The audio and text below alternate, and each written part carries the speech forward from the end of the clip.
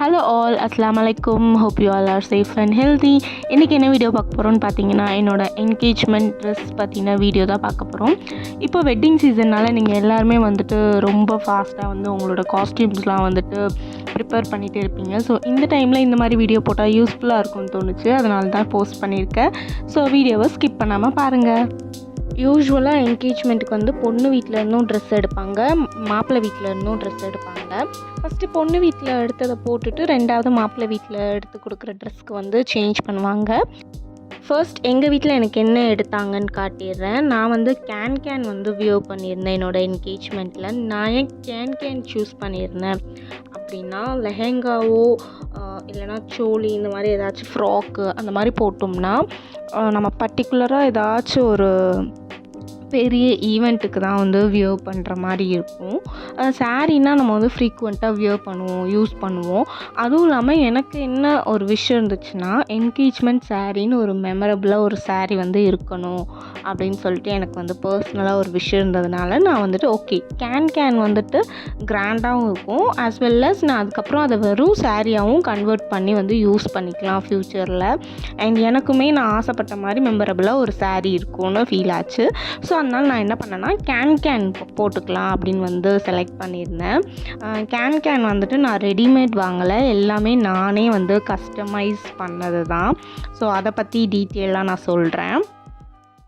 நிறைய பீப்புளுக்கு கேன்னா என்னன்னே வந்துட்டு தெரியல. கேன்னா வேறு எதுவுமே கிடையாது, ஜஸ்ட் பாவாடை தாவணி தான்.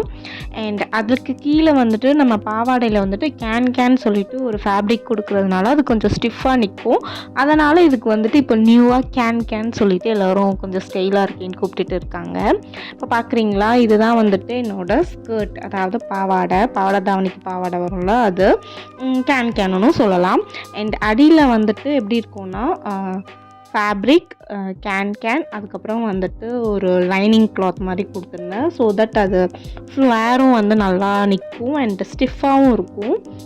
ரெடிமேடில் எப்படி நம்மளுக்கு வந்து அந்த கேன் ஃப்ளோ ஆகும், எப்படி ஸ்டிஃபாக நிற்குமோ அதே மாதிரி தான் எனக்கு அவுட்புட் வந்து வந்துருந்துச்சு.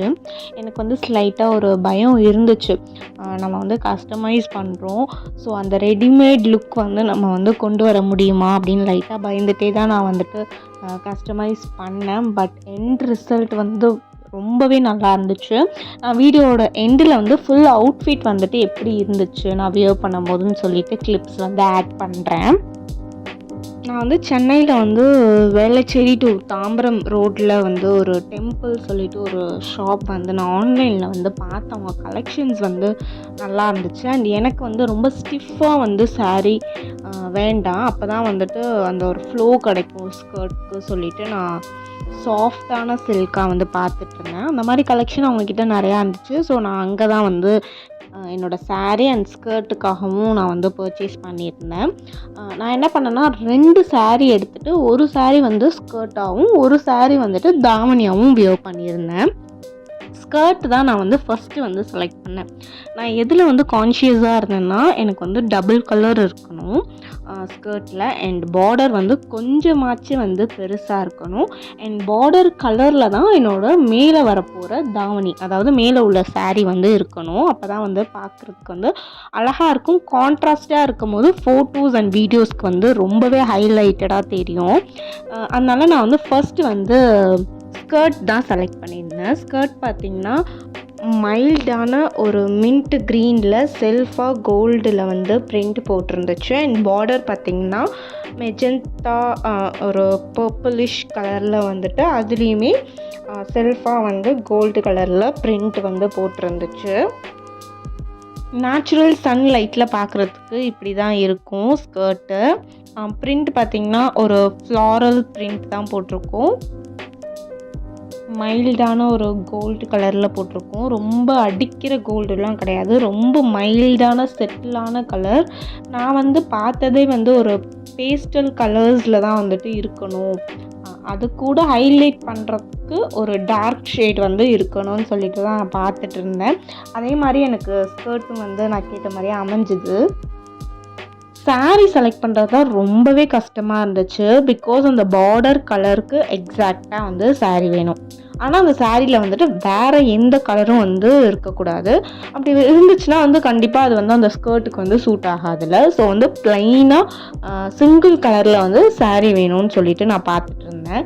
அண்ட் ரொம்ப கஷ்டப்பட்டு எக்ஸாக்ட் மேட்சாக எனக்கு கிடச்சிது. அண்ட் சேம் ஷாப்லேயே தான் இந்த சாரியுமே பர்ச்சேஸ் பண்ணேன்.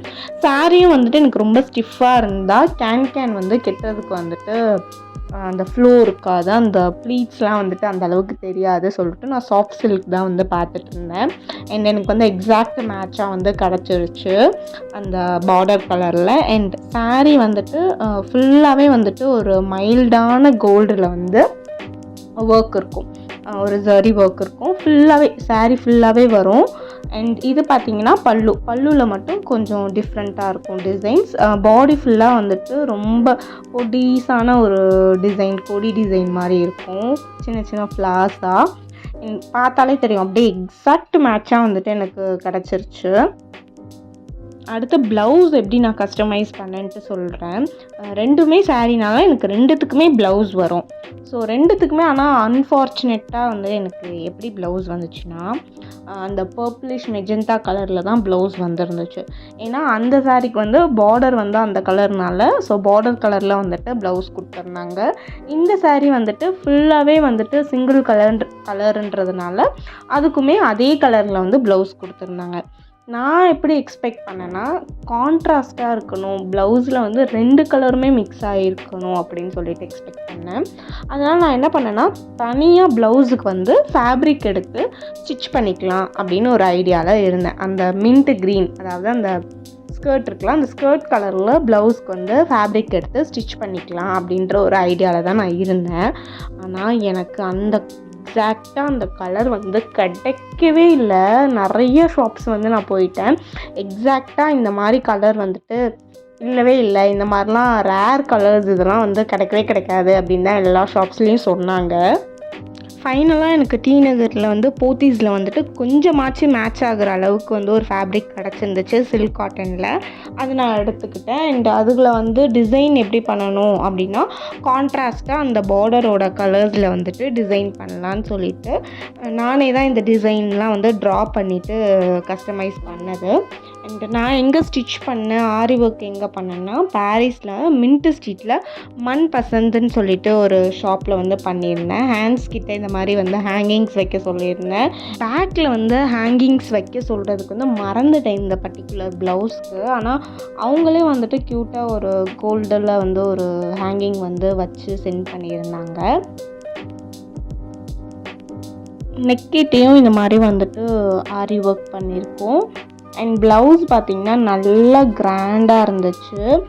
ஹேண்ட்ஸ் கிட்டே இந்த மாதிரி ஹேங்கிங்ஸ் வைக்க சொல்லியிருந்தேன்.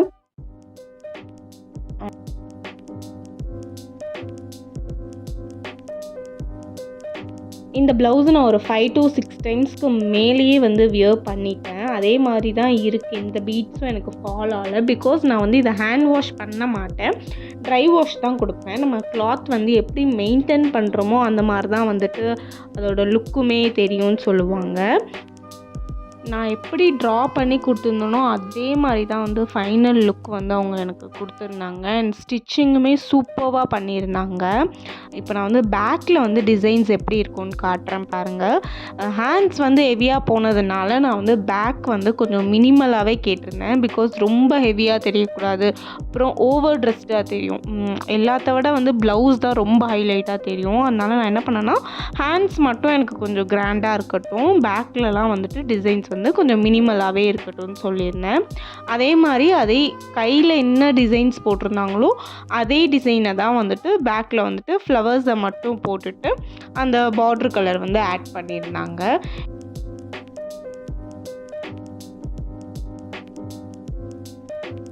கேனை வந்துட்டு நீங்கள் தாவணி அண்ட் ஸ்கர்ட்டாகவும் யூஸ் பண்ணிக்கலாம். அண்ட் வெறும் சாரீ ப்ளவுஸாகவும் நார்மலாக நம்ம யூஸ்வலாக வேர் பண்ணுற மாதிரியும் பண்ணிக்கலாம். 2 in 1 சொல்லியிருந்தேன்ல. இந்த ப்ளவுஸு நான் வந்துட்டு இன்னும் ஒரு 2-3 சாரீக்கு வந்து பேர் பண்ணிப்பேன். இதே கலரில் இருக்கிற இன்னும் 2-3 சாரீக்கு வந்து பேர் பண்ணிப்பேன். இன்னொரு saree வந்துட்டு ஃபுல்லாக வந்துட்டு இந்த மெஜந்தா கலரில் இருக்கும். இன்னொரு saree வந்துட்டு அந்த க்ரீன் கலர்லேயே இருக்கும் ஃபுல்லாக. ஸோ அந்த மாதிரி சாரீஸ்க்கு வந்து நான் மேட்ச் பண்ணிப்பேன். ஸோ கான்ட்ராஸ்ட்டாக அதில் ஒரு ஒர்க் வந்து வரும்போது இன்னும் பாப்பப்பாக தெரியும் சிங்கிள் கலர் சாரியாக இருக்கும் போது.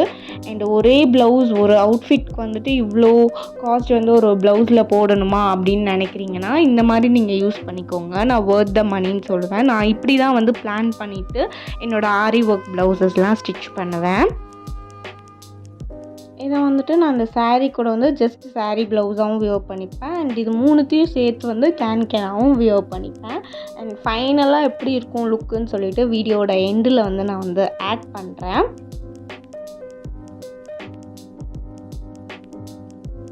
ட்ரெஸ்ஸஸோட லுக்கு வந்து நம்ம எப்படி ஸ்டோர் பண்ணுறோம் அதுலேயும் இருக்குது. புதுசு மாதிரியே தெரியணும், நம்மளுக்கு வந்து ரொம்ப நாள் வரணும், அந்த பீட்ஸ்லாம் பிஞ்சு போகாமல். பிகாஸ் வந்து ஒரு ப்ளவுஸ் பண்ணுறதே வந்துட்டு 4Kக்கு மேலே தான் இருக்கும் கண்டிப்பாக.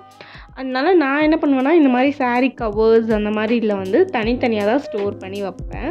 ஒரு ப்ளவுஸ்க்கு மேலே ஒரு ப்ளவுஸ் வச்சோன்னா மணிலாம் ஒன்றுக்கு ஒன்று மாட்டி அந்த பீட்ஸ்லாம் வந்து அந்து போகிறதுக்கு வந்து நிறையாவே வாய்ப்பு இருக்குது. அதுவும் இல்லாமல் கேன் வந்து கண்டிப்பாக வந்துட்டு நான் ட்ரை வாஷ் கொடுக்க சொல்லுவேன். பிகாஸ் வந்துட்டு நம்ம ட்ரை வாஷ் கொடுக்காம கேனை மடித்தோன்னா அது அப்படியே நிற்கும். நம்ம லெஹெங்காலாம் பார்த்துருக்கீங்களா, அதே மாதிரி நிற்கும். அது என்ன ஆகும்னா நம்ம ஸ்பேஸ் வந்து நிறையா தேவைப்படும். ஒரு ட்ரெஸ் வச்சாலே போதும், பீரோ வந்து ஃபுல்லாகிடும்.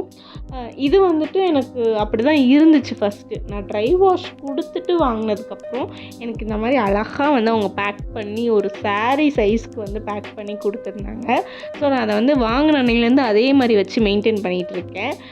அப்பப்போ என்ன பண்ணுவேன்னா எடுத்து வந்து மாற்றி மட்டும் மடித்து வைப்பேன்.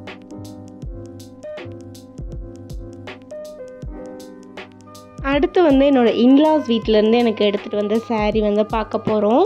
பட்டு saree எல்லாமே கண்டிப்பாக வந்துட்டு ஒன்று நம்ம வந்து ஹேங்கரில் வந்து ஹேங் பண்ணணும். அப்படி இல்லைனா இந்த மாதிரி வந்துட்டு நம்ம கவர் பண்ணி வைக்கணும். அதுவும் இல்லாமல் 15 days ஒன்ஸ் வந்து அதை நீங்கள் எடுத்து ஃபோல்டிங்கை வந்து மாற்றி ஃபோல்டு பண்ணி வைக்கணும். இல்லைனா அந்த ஃபோல்டிங் லைன்ஸ் வருதில்ல, அது அப்படியே நம்ம விடுறச்ச அது வந்துட்டு அந்த ஜரிலாம் பிரிகிறதுக்கு வந்து நிறையாவே வாய்ப்பு இருக்குது. இந்த saree வந்து நான் ஃபோல்டிங் வந்து மாற்றி மடிச்சிருக்கேன் லாஸ்ட்டு ஒரு 15 days பிஃபோர் நினைக்கிறேன்.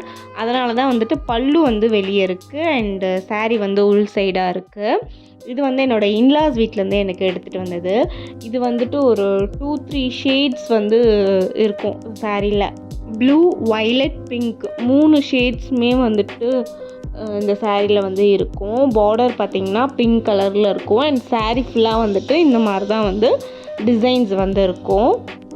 நான் இப்போ வந்து சன்லைட்டில் காட்டுறேன் பாருங்கள், தெரியுதா? ஷேடு வந்து கொஞ்சம் மாறி மாறி தெரியும், கன்ஃபியூஸாகவே இருக்கும் இது ஆக்சுவலி என்ன தான் கலரு அப்படின்னு சொல்லிட்டு. பார்டர் வந்து நல்லா இந்த ராணி பிங்க் சொல்லுவாங்கள்ல, அந்த மாதிரி ஒரு பிங்க்கில் வந்து ஃபுல்லாக வந்து கோல்டன் ஜரி வச்சு ஒர்க் பண்ணியிருப்பாங்க. அண்டு நடுவில் அந்த டிசைனுக்கு நடுவில் மட்டும் கொஞ்சம் சில்வர் ஜரி இருக்கும். அண்ட் பாடி, அதாவது ரெஸ்ட் ஆஃப் த saree வந்து ஃபுல்லாக இந்த மாதிரி டிசைன்ஸ் தான் இருக்கும். இதுதான் வந்து சாரியோட பல்லு. சாரியோட பல்லுக்கு வந்து பேக்ரவுண்ட் கலர் வந்துட்டு ராணி பிங்க் அண்ட் மேலே வந்துட்டு கோல்டு வந்து ஜரி ஒர்க் பண்ணியிருப்பாங்க.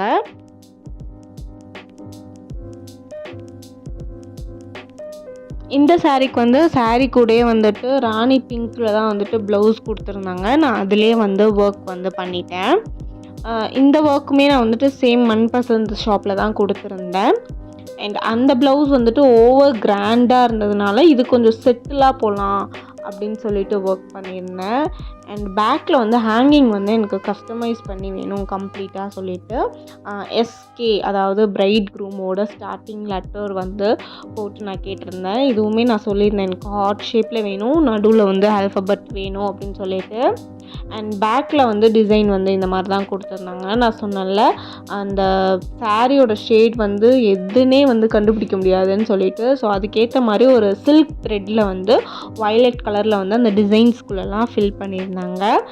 அண்ட் வாட்டர் ஃபில்லிங்கும் பண்ணியிருந்தாங்க ஃபுல்லாக. அண்ட் பாடியில் வந்து பேக் சைடு வந்துட்டு இந்த மாதிரி சின்ன சின்ன பீட்ஸ் வச்சும் ஒர்க் பண்ணியிருந்தாங்க. 2 சாரீக்குமே காமனாக இருக்கிற மாதிரி ஒரு கலரில் வந்து ஷால் போடலாம் அப்படின்ட்டு நான் ஒரு மைல்டாக கோல்ட் கலரில் வந்து ஷால் போட்டிருந்தேன். 2 சாரீலையுமே வந்து மைல்டாக அந்த ரொம்ப அடிக்கிற கோல்டு இல்லாமல் ஒரு லைட் கோல்டு இருக்குது. நான் அந்த கோல்டு பேஸ்லேயே வந்து என்னோடய ஷாலும் போட்டிருந்தேன். அண்ட் ஃபுல் லுக் வந்து நான் வீடியோட எண்டில் வந்து ஆட் பண்ணியிருக்கேன், பாருங்கள் கண்டிப்பாக.